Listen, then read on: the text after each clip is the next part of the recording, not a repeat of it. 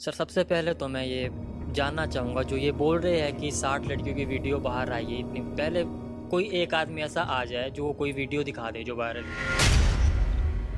आपका नाम कैसे आया इस केस में? क्यों गिरफ्तारी हुई? उस लड़की के पास आपकी फोटो कहां से पहुंची जो दिखा रही है कि ये वो लड़का था जिसको मैं वीडियो भेज रही थी या जो मेरे संपर्क में था? मुझे सुबह मेरे फ्रेंड का जब कॉल आया तो उसने कहा कि सीयू केस में आपका फ़ोटो वायरल हो रहा है, कि मुझे तब तक ये पता भी नहीं था कि सीयू केस है क्या है। लड़की कह रही है जानती नहीं है, आप कह रहे हो मैं कभी मिला नहीं हूं, फिर फोटो कहां से उसके पास आई? सेलिब्रिटी तो हो नहीं कि हर किसी के मोबाइल में आपकी फोटो या सोशल मीडिया पे फोटो वायरल होती हो। कहीं ना कहीं से तो संपर्क हुआ। मैंने इन तीनों को पहली बार देखा है लाइफ में। संजीव हो गया, सन्नी हो गया और वो लड़की हो गई। मैं इन तीनों में से मेरा किसी के साथ कोई कनेक्शन नहीं। मेरी भैन ਨੂੰ ਬਲੈਕਮੇਲ ਕਰ ਰਿਹਾ ਜੀ, ਮੇਰੀ ਵਾਈਫ ਨੂੰ ਬਲੈਕਮੇਲ ਕਰ ਰਿਹਾ ਜੀ। ਔਰ ਇਹ ਕੋਈ ਇੱਕ ਬੰਦੇ ਦਾ ਕਮੈਂਟ ਨਹੀਂ ਹੈ ਜੀ, ਮਲਟੀਪਲ 20-25 ਕਮੈਂਟ ਪਏ ਨੇ ਉਸੇ ਨੰਬਰ ਦੇ ਉੱਤੇ ਟਰੂ ਕਾਲਰ ਦੇ ਉੱਤੇ। ਤੁਹਾਡੀ ਥਿਊਰੀ ਤੇ ਇਸ ਨੂੰ ਬਿਲਕੁਲ ਨਿਰਦੋਸ਼ ਦੱਸ ਰਹੀ ਹੈ ਜੀ। ਲੇਕਿਨ ਪੁਲਿਸ ਦੀ ਥਿਊਰੀ ਕੁਝ ਹੋਰ ਕਹਿੰਦੀ ਹੋਈ ਨਜ਼ਰ ਆ ਰਹੀ ਹੈ। ਕੋਰਟ ਦੇ ਵਿੱਚ ਪੁਲਿਸ ਦੀ ਥਿਊਰੀ ਕੀ ਸੀ? ਤੁਹਾਡੀ ਬੇਲ ਦੀ ਜਦੋਂ ਐਪਲੀਕੇਸ਼ਨ ਲੱਗੀ ਹੈ ਇਸ ਨੂੰ ਲੈ ਕੇ, ਉਹਨਾਂ ਦਾ ਗਰਾਊਂਡ ਕੀ ਸੀ? ਸਤਿ ਸ਼੍ਰੀ ਅਕਾਲ ਜੀ, ਦੈਨਿਕ ਸਵੇਰਾ ਟੀਵੀ ਦੇਖ ਰਹੇ ਹੋ ਤੁਸੀਂ। ਮੈਂ ਹਾਂ ਵਿਨਿਤ ਕਪੂਰ। ਗੱਲ ਕਰ ਲੈਂਦੇ ਹਾਂ ਸੀਯੂ ਦੀ। ਚੰਡੀਗੜ੍ਹ ਯੂਨੀਵਰਸਿਟੀ ਜਿਹੜੀ ਪਿਛਲੇ ਦਿਨਾਂ ਦੇ ਵਿੱਚ ਜਿਸ ਦੇ ਵਿੱਚ ਇੱਕ ਵੱਡੀ ਘਟਨਾ ਵਾਪਰਦੀ ਹੈ, ਪੰਜਾਬ ਦੇ ਨਾਲ ਨਾਲ ਦੇਸ਼ ਦਹਿਲਦਾ ਹੈ ਉਸ ਘਟਨਾ ਨੂੰ ਲੈ ਕੇ, ਕਿਉਂਕਿ ਉਸ ਦੇ ਵਿੱਚ ਸਪਸ਼ਟ ਤੌਰ ਤੇ ਕਿਹਾ ਕਿ ਕਾਲਜ ਦੇ ਵਿੱਚ ਜਿਹੜੀ ਲੜਕੀਆਂ ਪੜ੍ਹਨ ਆਉਂਦੀਆਂ ਨੇ ਉਹਨਾਂ ਦੀ ਅਸ਼ਲੀਲ ਵੀਡੀਓ ਬਣਾਈ ਜਾ ਰਹੀ ਸੀ, ਉਹਨਾਂ ਨੂੰ ਧਮਕਾਉਣ ਲਈ, ਉਹਨਾਂ ਨੂੰ ਬਲੈਕਮੇਲ ਕਰਨ ਲਈ। ਗ੍ਰਿਫਤਾਰੀਆਂ ਹੁੰਦੀਆਂ ਨੇ, ਗ੍ਰਿਫਤਾਰੀਆਂ ਤੋਂ ਬਾਅਦ ਪੁਲਿਸ ਕਈ ਵੱਡੇ ਖੁਲਾਸੇ ਵੀ ਕਰਦੀ ਨਜ਼ਰ ਆਉਂਦੀ ਹੈ। ਲੇਕਿਨ ਅੱਜ ਇਸ ਮਾਮਲੇ ਦੇ ਵਿੱਚ ਇੱਕ ਆਰੋਪੀ ਜਿਸ ਨੂੰ ਹਿਮਾਚਲ ਤੋਂ ਗ੍ਰਿਫਤਾਰ ਕੀਤਾ ਗਿਆ ਸੀ, ਜ਼ਮਾਨਤ ਤੇ ਬਾਹਰ ਆਇਆ। ਅੱਜ ਉਹੀ ਸਾਡੇ ਨਾਲ ਹੈ। ਗੱਲਬਾਤ ਕਰਾਂਗੇ ਰੰਕਜ ਵਰਮਾ ਨਾਲ ਕਿ ਆਖਿਰ ਰੰਕਜ ਦਾ ਕੀ ਪੱਖ ਹੈ ਇਸ ਪੂਰੇ ਮਾਮਲੇ ਦੇ ਵਿੱਚ, ਉਹ ਕੀ ਕਹਿਣਾ ਚਾਹੁੰਦਾ है। रंकज कौन हो आप? सोशल मीडिया पे दिखाया जा रहा है कि रंकज वो है जिसने तकरीबन 60 लड़कियों की इज्जत को सरेआम नीलाम करने की कोशिश की। ये वो है जिसने वीडियो जो है वायरल करवाई, लड़कियों से वीडियो बनाई, इस तरह की बातें सामने आई सोशल मीडिया पे। आखिर रंकज है कौन? सर सबसे पहले तो मैं ये जानना चाहूँगा, जो ये बोल रहे हैं कि 60 लड़कियों की वीडियो बाहर आई है इतनी पहले, कोई एक आदमी ऐसा आ जाए जो कोई वीडियो दिखा दे जो वायरल हुई है।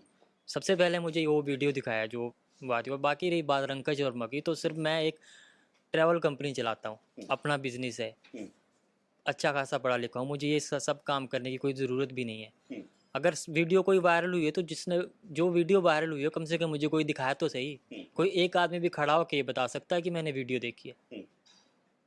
रंकज फिर आपका नाम कैसे आया इस केस में? क्यों गिरफ्तारी हुई? उस लड़की के पास आपकी फोटो कहां से पहुंची जो दिखा रही है कि ये वो लड़का था जिसको मैं वीडियो भेज रही थी या जो मेरे संपर्क में था? मेरी फ़ोटो उसके पास कहाँ से आई सर, ये भी पता नहीं है। मुझे सुबह मेरे फ्रेंड का जब कॉल आया तो उसने कहा कि सीयू केस में आपका फ़ोटो वायरल हो रहा है, कि मुझे तब तक ये पता भी नहीं था कि सीयू केस है क्या है, क्योंकि मेरे पास इतना टाइम नहीं था कि मैं ये सब देखता, मैं बिज़ी था अपने काम में। उसके बाद जब मुझे स्क्रीनशॉट भेजे दोस्तों ने और मैंने न्यूज़ पढ़ी, तब मुझे पता चला कि इतना बड़ा कांड है और इसमें मेरी फ़ोटो वायरल हो रही है और लड़की क्यों दिखा रही है। तो मैं उसी टाइम पुलिस स्टेशन चला गया, अपना जो पुलिस स्टेशन है ढली थाना, वहाँ पुलिस स्टेशन चला गया मैं।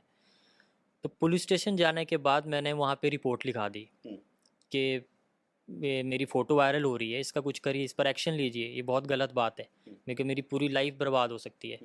तो उन्होंने मोहाली पुलिस स्टेशन कॉल किया और मोहाली पुलिस शिमला आई और मुझे इन्वेस्टिगेशन के लिए मोहाली ले गई। तो हम रात को वहाँ पहुँचे, फिर सुबह उस लड़की, जो भी वो लड़की है, उससे मुझे मिलाया। तो लड़की ने साफ मना किया कि मैं इसको नहीं जानती, ना मुझे इसका नाम पता है, ना मैं इसको जानती हूँ। बस इतनी सी बात हुई, फिर मुझे बिठाया, फिर उसके बाद मुझे डायरेक्ट कोर्ट ले जाया गया। अब क्यों ले जाया गया ये मुझे नहीं पता। लड़की कह रही है जानती नहीं है, आप कह रहे हो मैं कभी मिला नहीं हूँ, फिर फोटो कहाँ से उसके पास आई? सेलिब्रिटी तो हो नहीं कि हर किसी के मोबाइल में आपकी फोटो या सोशल मीडिया पे फोटो वायरल होती हो। कहीं ना कहीं से तो संपर्क हुआ।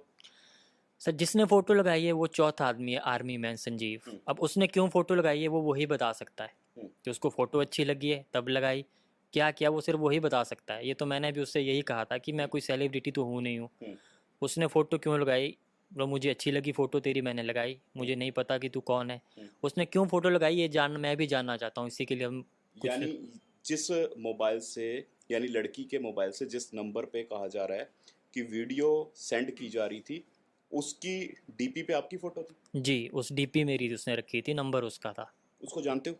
नहीं सर, उसको पहली बार मिला हूँ, वो कहीं जम्मू का है, अरुणाचल प्रदेश में था।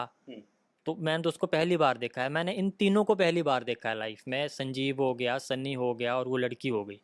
मैं इन तीनों में से मेरा किसी के साथ कोई कनेक्शन नहीं है, किसी भी तरह का। ना कभी इनसे पहले मिला हूँ, ना कुछ और। चंडीगढ़ आना जाना लगा रहता है? नहीं, चंडीगढ़ मुझे खुद इतना भी याद नहीं कि मैं लास्ट टाइम कब आया था। चंडीगढ़ आना जाना मेरा बिल्कुल भी नहीं रहता है। सीयू के साथ कोई संबंध? नहीं, सीयू के साथ कोई संबंध नहीं है मेरा। चंडीगढ़ आना नहीं रहता, आना जाना कोई भी नहीं रहता चंडीगढ़। इस लड़की में से या जो और आरोपी हैं उनमें से कोई साथ पुराना पड़ा हो या किसी की दुश्मनी हो?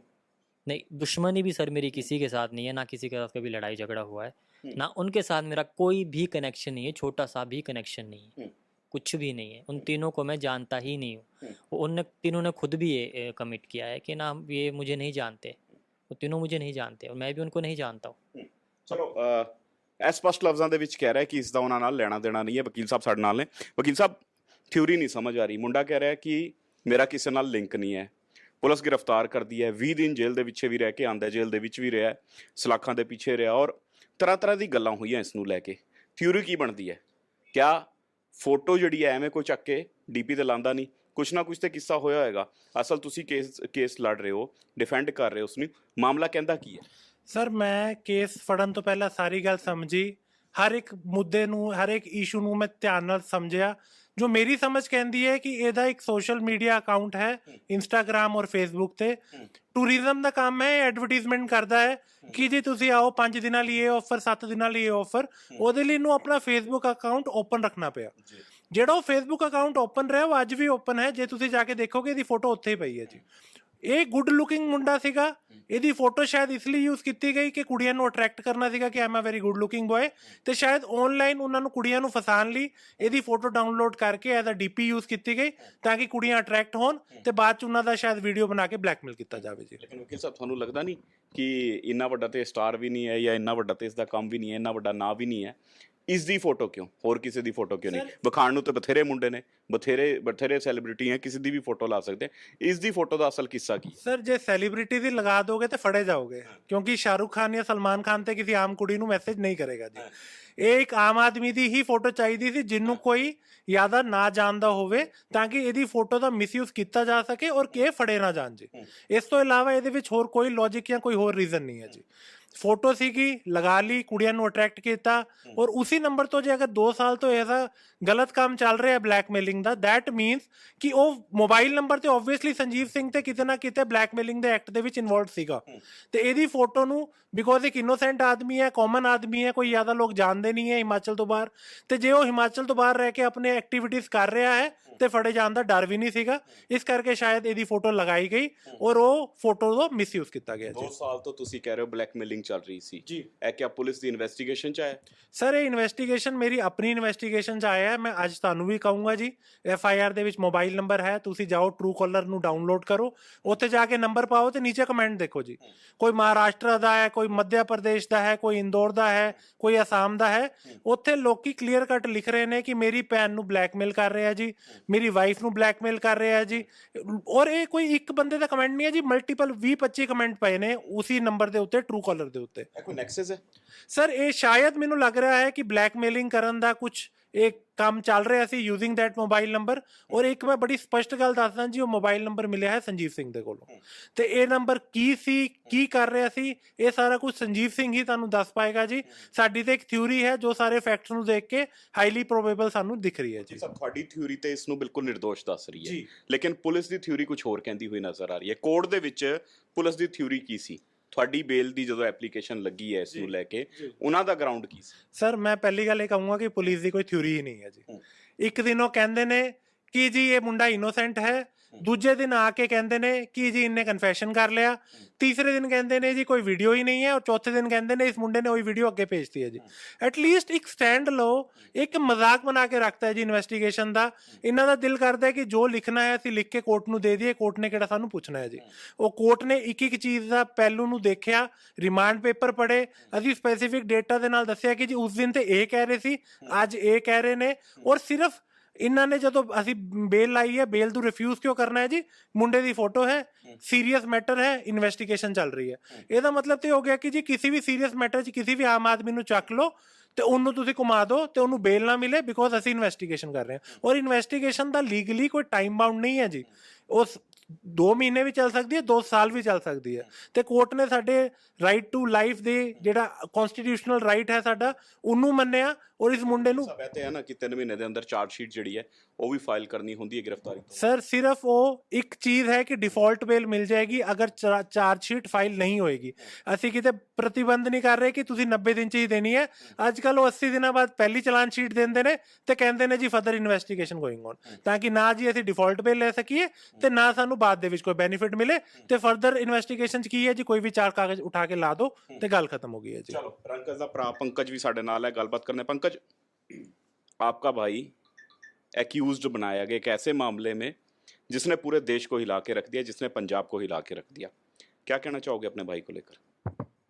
सर सबसे पहले तो मैं ये कहना चाहूँगा कि एक इनोसेंट को बिना सबूतों के मुजरिम घोषित कर देना, जबकि किसी से भी ना पुलिस से कोई जवाब आया था, ना कोर्ट ने कोई अपना डिसीजन सुनाया था, सिर्फ लोगों ने अपना एक डिसीजन बना दिया सर कि फोकस इस पे फोकस करो, यही लड़का है जिसने ये सब कुछ किया है। जबकि शुरू से ये हम या ये चिल्ला चिल्ला के कह रहे हैं कि हमारी सिर्फ फोटो का इस्तेमाल हुआ है, आप प्लीज़ नंबर चेक करवाओ जिसके ऊपर ये वीडियोस वगैरह जो बोला जा रहा है भेजी गई है, वो नंबर चेक करवाओ किसका है। आप मुझे एक बात बताइए सर, एक लड़की जो एक लड़के से बात कर रही है, वो कहती है कि इसने मैंने इसको फ़ोटो भेजी है, तो उस लड़की को क्या उस लड़के का नाम नहीं पता है? लड़की बोलती है ये लड़का है, नाम लेती है किसी और का, नंबर देती है किसी और का। तो आप ही बताइए कि वो कहना क्या चाहती है? एक ही कहानी में 3 शख्स उसने जोड़ दिए बिना किसी सबूतों के आधार पर, बिना किसी, बस सर सिर्फ इसकी फोटो थी तो सभी सोशल मीडिया पे उसका ट्रेंड चल पड़ा कि भाई इस पे फोकस करो। ठीक है, इसके ऊपर सर इतने इल्ज़ाम लगाए गए बिना सोचे समझे, बिना सोचे समझे कि कल दिन अगर ये इस लड़के के पास कुछ निकलता नहीं है या इसका इसके से कोई लेना देना निकलता नहीं है तो फिर ये क्या करेगा? एटलीस्ट सबूतों को सामने तो आने दो। हमने चीख चीख के ये बोला है कि ये हमारा नंबर नहीं है, आप प्लीज़, हमारी भी एक कंप्लेंट है सर, हर आदमी को अपनी कंप्लेंट करने का अधिकार है। हमने भी एक कंप्लेंट दी है कि ये फ़ोटो की आप इन्वेस्टिगेशन करो, ये कौन लगा रहा है, क्यों लगा रहा है। यहाँ पे जो आप बोल रहे थे कि इसकी ही फ़ोटो क्यों, ये सोशल मीडिया कोई बड़ा स्टार तो है नहीं, तो सर यही तो हमारी कंप्लेंट है कि हमारी ही फ़ोटो क्यों, और इसको इन्वेस्टिगेशन करना पुलिस का काम है। हमारा काम है हमारी रिपोर्ट दर्ज कराना कि सर ये हमारे साथ गलत हो रहा है। आपने हिमाचल जो रिपोर्ट दर्ज करवाई उस पे पुलिस का एक्शन क्या था? वही तो है सर, हमारी रिपोर्ट पे एक्शन लिया कहाँ गया सर? हमें तो जेल में डाल दिया गया सच बोलने पर। हमारी जो रिपोर्ट है उसमें एक्शन लिया कहाँ गया?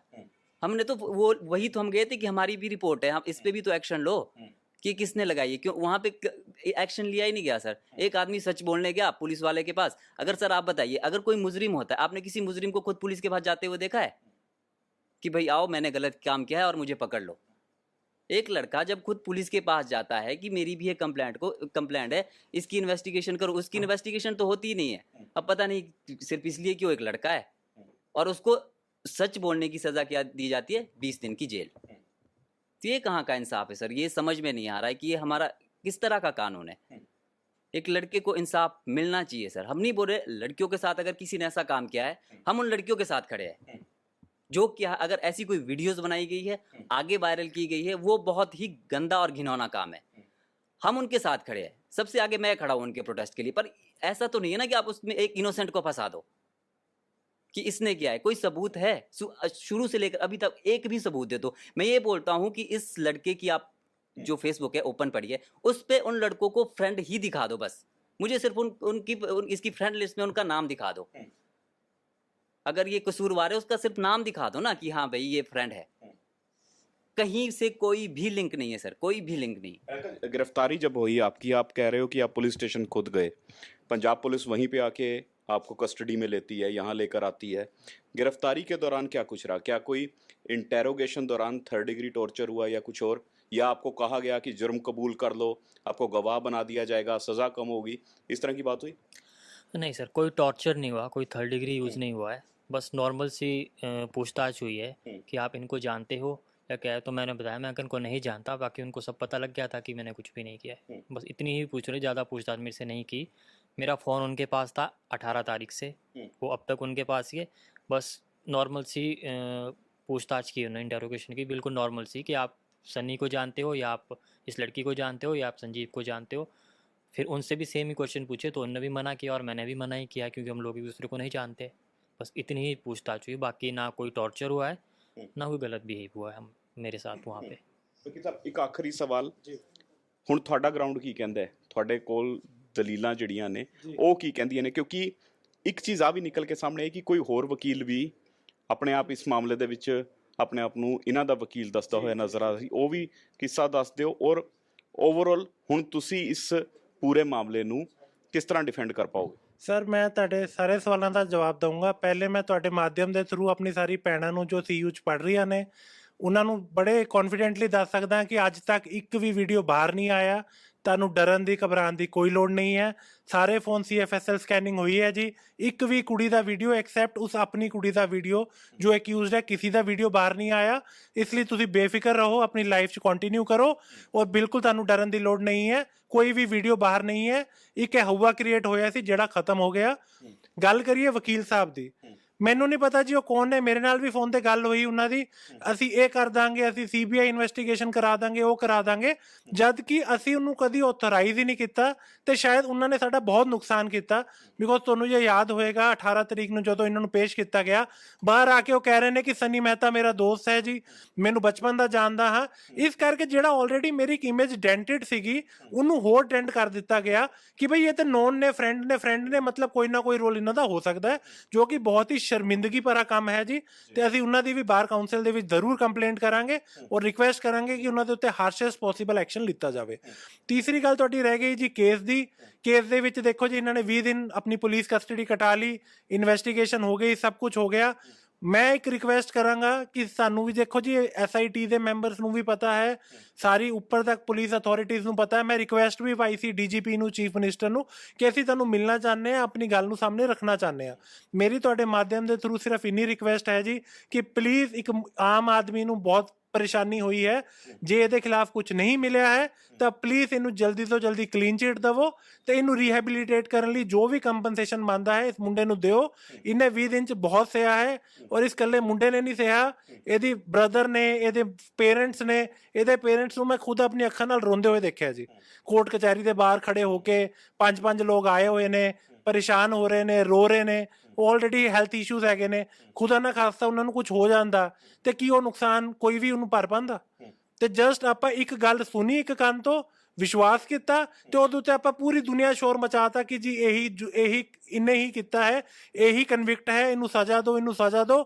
ਕੋਈ ਲਾਅ ਐਂਡ ਆਰਡਰ ਦਾ ਨਹੀਂ ਵੇਟ ਕੀਤਾ, ਕੋਈ ਕੋਰਟ ਦੀ ਫਾਈਂਡਿੰਗ ਦੀ ਗੱਲ ਨਹੀਂ ਕੀਤੀ, ਕਿਸੇ ਬਾਰੇ ਕੋਈ ਗੱਲ ਨਹੀਂ ਕੀਤੀ ਜੀ। ਤੇ ਇੱਕ ਮੁੰਡੇ ਨੂੰ ਇੰਨਾ ਜ਼ਿਆਦਾ ਪ੍ਰਤਾੜਿਤ ਕਰਤਾ, ਇੰਨਾ ਜ਼ਿਆਦਾ ਡਿਫੇਮ ਕਰਤਾ ਕਿ ਸ਼ਾਇਦ ਉਹਨੂੰ ਸੋਸਾਇਟੀ 'ਚ ਵਾਪਸ ਜਾ ਕੇ ਆਪਣੇ ਉਸੇ ਨਾਰਮਲ ਸਿਚੁਏਸ਼ਨ ਤੱਕ ਜਾਣ ਤੇ ਵੀ ਬਹੁਤ ਜ਼ਿਆਦਾ ਟਾਈਮ ਔਰ एनर्जी लगेगी जी। अगर थानू भी कोई थ्रेटनिंग कॉल आई?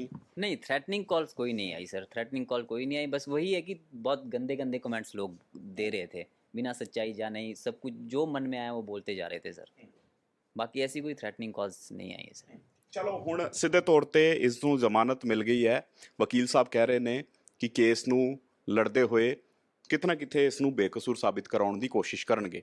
ਹਾਲਾਂਕਿ ਥਿਊਰੀ ਇਸ ਪੂਰੇ ਮਾਮਲੇ ਦੀ ਪੁਲਿਸ ਆਉਣ ਵਾਲੇ ਦਿਨਾਂ ਦੇ ਵਿੱਚ ਚਾਰਜਸ਼ੀਟ 'ਚ ਕੀ ਦੱਸਦੀ ਹੋਈ ਨਜ਼ਰ ਆਏਗੀ, ਹੁਣ ਆਹ ਵੇਖਣ ਵਾਲਾ ਪਹਿਲੂ ਰਹੂਗਾ।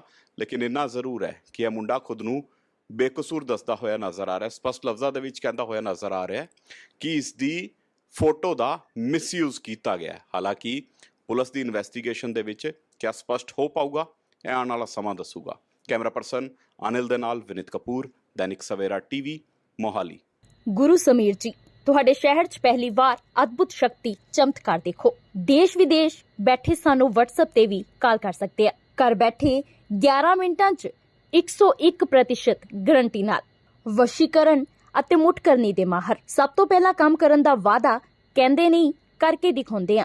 ਨੌਕਰੀ, ਪ੍ਰਮੋਸ਼ਨ, ਕਾਰੋਬਾਰ 'ਚ ਪਰੇਸ਼ਾਨੀ, ਘਰ 'ਚ ਝਗੜਾ, ਬਰਕਤ, ਔਲਾਦ ਕਹਿਣੇ ਤੋਂ ਬਾਹਰ ਹੋਣਾ, ਕੋਰਟ ਕੇਸ, ਤਲਾਕ, ਪ੍ਰੋਪਰਟੀ ਡਿਸਪਿਊਟ, ਗੁਪਤ ਰੋਗ, ਪੁਰਾਣਾ ਦਰਦ, ਪਤੀ ਪਤਨੀ 'ਚ ਅਣਬਣ, ਜਾਦੂ ਟੋਣਾ, ਮਨਮੋਹਣੀ, ਵਸ਼ੀਕਰਨ ਕਰਵਾਓ ਜਾਂ ਤੁੜਵਾਓ, ਸੋਤਨ ਦੁਸ਼ਮਣ ਤੋਂ ਛੁਟਕਾਰਾ ਸਦਾ ਲਈ, ਰੁੱਸੇ ਨੂੰ ਮਨਾਉਣਾ, ਪਿਆਰ, ਮੁਹੱਬਤ। ਸੰਪਰਕ ਕਰੋ 9958635478।